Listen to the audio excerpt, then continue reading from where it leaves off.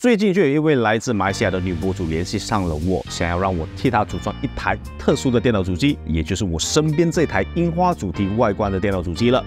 遗憾的是，她本人颇为低调，不想让人知道她的身份。至于是哪位，就留给各位来猜猜看了。话不多说，马上来和各位分享这台樱花主题的主机配置了。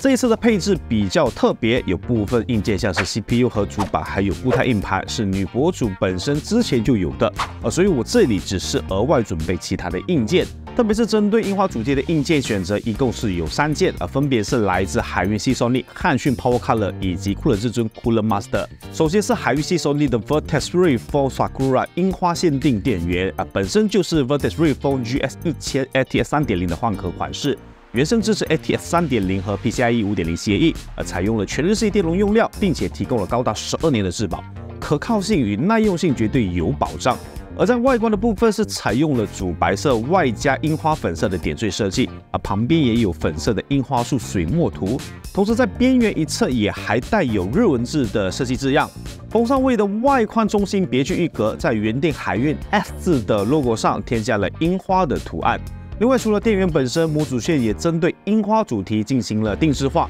在以白色压纹线的基础上，增加了粉色的线材点缀，同时还附赠了这个樱花图案的扣线器，浓浓的樱花主题就更能显现出来了。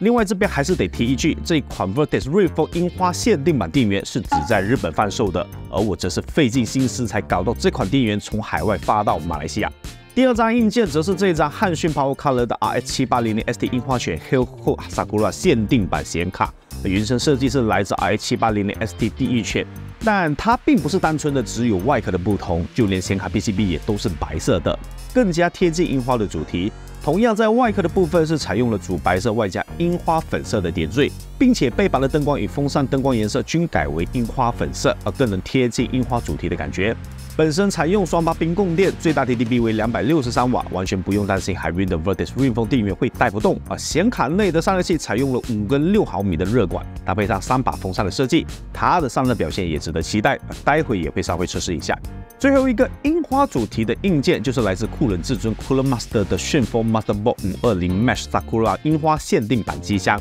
本身采用了旋风 MB 520 Mesh 的基础设计加以点缀修改。一样也是主白色外加樱花设计的点缀，但有一处让我特别亮眼的，就是玻璃侧透设计成了无数个菱形线条外加樱花点缀的设计，整体看上去还是挺不赖的。前置 I/O 给到了一个 USB 3.0 和 USB-C 接口，并且重启按钮的图标也设计成了樱花的图案。前置的通风网孔数量也非常多，保证了足够的进气量，同时也将前置3把风扇的灯光给展露出来。但尾部风扇位是不自带风扇的，稍显不够完美。另外，机箱也自带一套 PWM 加 ARGB 极限盒，用于连接更多的灯光风扇，这点好评。介绍完主要代表樱花主题的3件硬件后，这边要给各位简单带过其他硬件的搭配。处理器前面说到的是女博主自己就拥有的，是一颗 Intel Core i7-13700K。虽然不是目前最新的14代处理器，不过我们都知道14代其实是13代的换皮加压提平板，并且哪怕是现在，相信不少打算新组电脑的用户也都会选择这颗在性能、功耗等表现相对平衡的 CPU。因此，2024年的装机推荐继续沿用它，应该没毛病吧？主板一样是博主自己拥有的，来自华硕的 ROG Strix G790A 吹雪 WiFi D4，主要是为了迎合樱花外观主题，白色的主板就显得更为契合。只可惜这张主板的 PCB 依然是黑色的，如果是自带白色 PCB 的主板那就更好了。但符合这一点的主板选择确实真的太少。当然市面上带白色或银白色装甲的主板选择太多了，任何一款外观主打白色的主板都还是适合这个樱花主题的。记忆体内存是来自 V-Color 的 Prism Pro 白色灯光套条，这一套记忆体内存最大的特点就是自带4根，但其实只有2根是真正的记忆体内存，另外2根只是展示模组。对于那些觉得2条不够好看，凑齐4条又太贵，又或是害怕频率受到影响的用户，这一套灯光套条就是符合这部分的需求了。不仅保留了2条套条的兼容性，同时还能够展现插满4条的灯光颜值，可谓一举两得。硬盘是三星的980 Pro 2TB，同样是女博主自己准备好的，毕竟在马来西亚，固态硬盘的选择并不是特别的多。对女用户来说，稳定可靠外加售后方便是最优先考虑的，因此他在找上我之前就直接买好了这一块固态硬盘了。然后是散热器他原本是买了一颗某牌的白色双塔风冷，但直接被我给吐槽了。都打算组一套好看外观的樱花主题主机了，搭配白色双塔风冷反正我就是不太理解所以这一次我就直接送他一套水冷。我从仓库里拿了一套我认为最符合这套主机外观的水冷了，就是这一套先马的 SW360 Plus 白色版，大大的圆形 CNC 冷筒，外加自带 LCD 屏幕风扇本身的灯光也和机箱内的风扇差不多，唯独先马在马来西亚没有售后所以最大的隐患就是如果水冷出问题会比较麻烦。当然，其实这也是我故意这样安排的如此一来我才会有机会和这位女博主继续交流嘛。OK， 都介绍完所有硬件，接下来就是给它装上了。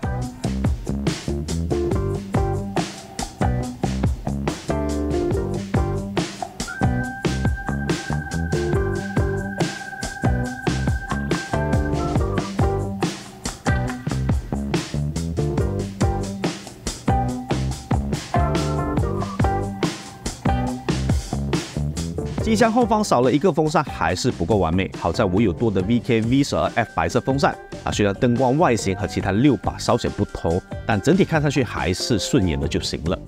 装好了后，先进行灯光设置不得不说，华硕的 Aura 性可玩性还是挺不错的，而且预设的灯光选择就有一个是很符合樱花主题的灯光模式了，然后再打开这个 Aura Performance Mode， 让灯光的变换过程更加的流畅和好看。另外我也将水冷的 LCD 屏幕背景添加了一个好看的樱花背景。完成好灯光与水冷头屏幕设置后，就来看看开机后的演示效果吧。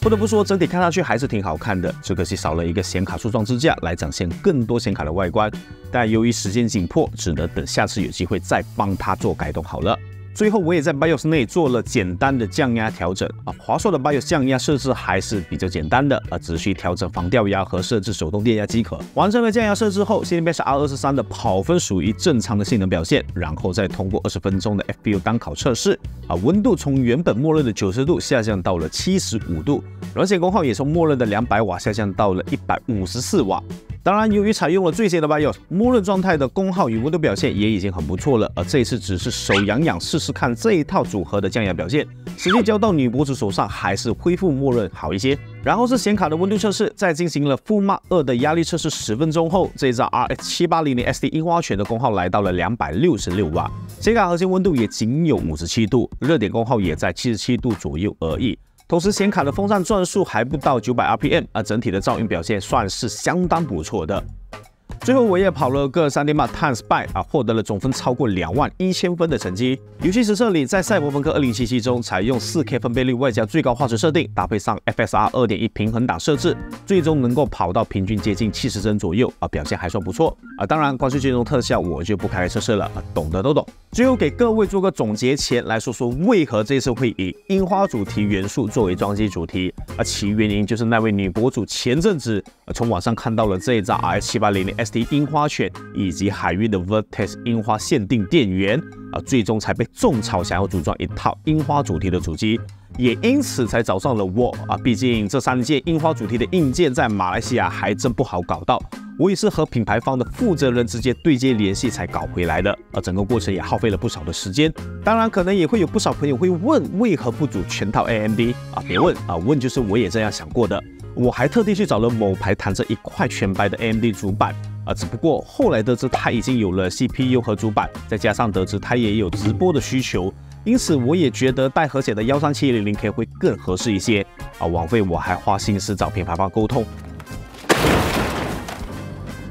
不过如果这一期的播放量与点赞数足够多的话，我想我还是会继续把这块主板给弹下来，然后再想象做一期特别内容给各位好了。那么以上就是本次关于樱花主题专辑的相关内容啊，非常感谢受邀为这位女博主组建这一套配置啊，同时也要感谢各大品牌方对于本期内容的支持与协助，当然也少不了感谢各位观众朋友们的收看和支持，也希望你们会喜欢本期节目的内容。喜欢这期影片的朋友不妨点个赞，而新来的观众如果能够点击旁边的小铃铛，那就更好了。那今天的节目就到此为止了，我们下期影片再见。